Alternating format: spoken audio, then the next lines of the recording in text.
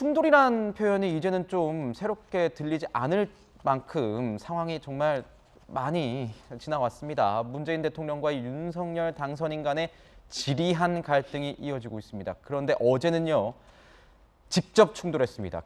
이전까지는 측근들끼리 이렇게 충돌했다면 직접 충돌한 모습인데요. 여기서도 선을 넘었습니다. 결국 선을 넘어서 전면전에 들어간 모습, 이제는 출구마저도 보이지 않는 듯합니다. 주제 보겠습니다.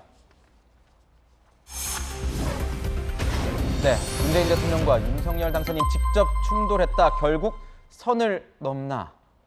네, 레드라인은 국제 뉴스에도 있지만 국내 뉴스에도 있는 법이죠. 먼저 이 대통령 뜻대로 인사를 하지 말라는 경고처럼 들리기도 했던 윤석열 당선인의 목소리부터 들어보실 텐데요. 한은 총재 후보 지명에 대한 기자의 질문에 정말 거침없는 답변을 내놨습니다. 보시죠. 원칙적으로 차기 정부와 4년간 일해야 될 사람을 마지막에 인사조치하는 것은 바람직하지 않다고 생각합니다. 집을 사면은 당선인이라고 하는 거는 부동산 매매 계약에서 등기 명의 이전하고 명도만 남아있는 상태인데 아무리 법률적인 권한이 소유권이 매도인에게 있더라도 우리가 이제 들어와 살 사람의 입장을 존중해서 집을 이렇게 좀 고치거나 이런 건 잘 안 하지 않습니까? 네. 윤석열 당선인 지금 보신 것처럼 인사 갈등을 이 부동산 매수인과 매도인에 비유해서 일침을 날렸습니다. 정권이양 인사 조율의 고도적 정치 행위를 부동산 거래에 이렇게 뭔가 치부한 것 아니냐라는 지적도 일각에선 있긴 있는데 어떻게 보셨습니까? 글쎄요, 비유가 적절한지 논란이 좀 될 수 있을 것 같습니다. 왜냐하면 지금 이제 윤석열 당선인의 얘기는 이거죠. 잔금을 다 치른 다음에 명의 변경만 남은 상황에서 명의만 남아있는 집주인이 과연 집을 고치는 게 맞느냐 이제 이렇게 표현한 거죠. 근데 어쨌든 국민에게 위임받아서 헌법과 법률에 따라 행사하는 권력을 소유권을 주고받는 부동산 매매와 같으냐 그렇게 볼 수는 없는 거죠. 이건 누구 소유도 아닌 거죠, 사실은요. 대통령의 권한이라고 하면 그런 점에서 약간 부적절하다 말할 수는 있지만 어쨌든 제가 볼 때 윤석열 당선인이 말하고자 하는 건 이제 인사권 문제가 제일 핵심인 거죠. 근데 지금 청와대의 얘기는 이거죠. 인사권은 대통령의 고유 권한이다. 제가 지난번에도 여러 번 말씀드렸지만 틀린 얘기 아닙니다. 고유 권한인데 고유 권한과 고유 권한이기 때문에 누구도 건드릴 수 없는 절대 권한이다라는 얘기는 전혀 다른 얘기입니다. 대통령 인사권은 절대 권한이 아닌 거죠. 제도적, 비제도적으로 계속 견제를 받는 권한인 겁니다. 분명하게 얘기해서.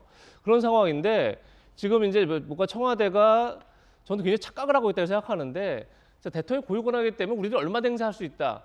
그런데 어떤 민주주의 제도와 법도 상식을 뛰어넘을 수 없는 겁니다. 아니 후임 대통령과 일할 사람을 퇴임 대통령이 마음대로 행사할 수 있다라는 건 상식에 부합하지 않는 얘기인 거죠.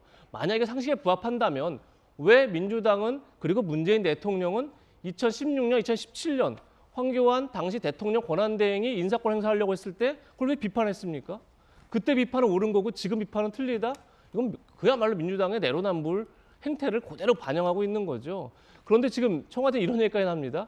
이제 우리도 그렇게 할 테니 그럼 다음에 윤석열 당선인도 그렇게 해라. 이건 그야말로 내 권한이 아닌 내 소유권이 아닌 조금 부동산 비유가 부적절하다면 똑같이 내 소유권이 아닌 거죠. 이건 위임받아서 법률과 헌법 정신 그리고 상식에 의해서 행사해야 할 걸 마치 내 것처럼 착각하는 굉장히 제가 볼 때 문제가 있는 지금 발언드리고 문제가 있는 권한 행사를 가지고 굉장히 어떻게 보면 대치하고 있다. 그런 점에서 저는 윤석열 당선인의 비유가 부적절할지 몰라도 어쨌든 그 의미 자체는 인사권을 함께 협의해서 행사하는 건 굉장히 당연하고 그냥 상식적인 발언이라는 생각이 듭니다. 네, 인사권이라는 것은 현재 대통령의 어떤 고유 권한이긴 하지만 이 대목이 굉장히 전 다가오는데 제도적 견제를 받는 인사권이다 이렇게 말씀을 주셨습니다. 청와대 측에서는 인사는 대통령의 몫이라고 반박을 계속 해오고 있습니다. 양측이 직접적으로 이렇게 언급한 건 처음이에요, 의원님. 근데 저는 궁금한 게 의원님 생각은 어떠신지 좀 궁금해요. 이게 임기 말 인사에 대한 의원님의 생각은 좀 어떠십니까? 네, 저는 이제 이렇게 생각해요. 인사권은 퇴임하는 대통령에게 있다 하더라도 이 권한을 무조건 다 끝까지 행사하는 것이 옳은 것인가에 대한 토론이 필요하다고 봅니다. 그러니까 미국의 같은 경우도 우리가 선진국이라고 얘기하는 이유는 자기가 권한을 100% 다 쓰는 것만이 능사가 아니거든요. 일정 정도 말하자면 새로운 인사권자, 새로운 당선이 생기면 그 인사권을 좀 자제하고 또 혹은 행사를 하더라도 비토권을 준다든지 다음 인사하실 분과의 친밀한 교감이 전제로 돼서 인사를 하는 부분인데 지금 이제 여기서 논쟁이 되는 것은 장제원 말하자면 실장과 그 이철희 정무수석 간에 일정 정도의 교감은 있었다 없었다 이거 가지고 논란을 하지 않습니까? 네. 이창용이라는 인물에 대해서 네. 또 저분이 뭐 충남 논산 출신이기도 하고 또 기본적으로 보수 쪽이고 또 이철희 수석 말에 의하면 이 이창용이라는 사람의 이름 자체가 오히려 그 문재인 대통령 쪽에서 나온 이름이 아니다 이렇게 이제 반박을 하기에 이르렀지 않습니까? 현재 한은 총재의 후보로 지명된 네네. 이창용 후보자에 대해서도 네네. 양측에 엇갈리고 그런 있죠. 정도의 의견이. 교감은 네. 있다는 얘기고 네. 또 하나는 이제 지금 이제 이주일 총재 같은 경우는 2014년에 취임했단 말이죠. 이제 전 정부에서 취임하신 분이